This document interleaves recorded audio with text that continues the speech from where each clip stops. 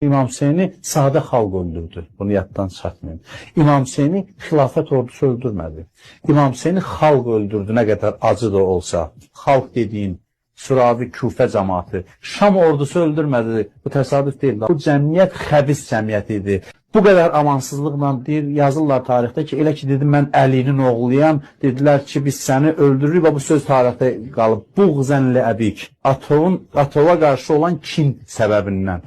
Baxırsan ki, tarixdə Həzrət Əli bunlara neynəmişdi ki? Küfəlilər idi ki, necə ki, əhli şiə imamları deyir ki, Hüseyin radiyallahu anh'ı şəhid edənlər ki var idi, kiçik əsgərindən belə ta rütbəlisinə kimi hamısı Əlinin şiələri idi və hamısı küfəllər idi. İbn Ziyad. İbn Ziyad kim olub dəyərli müsəlmanlar?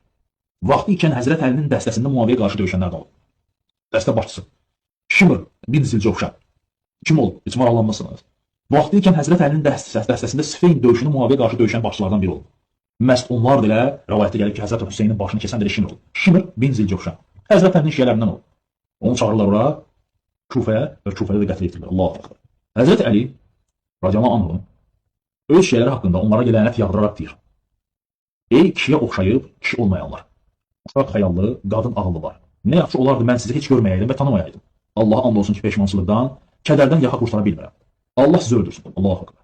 Qəlbimi irinlə doldurmusunuz. Köksümü kinlə doldurmusunuz. Mənə sinə dolusu töhməti qurtun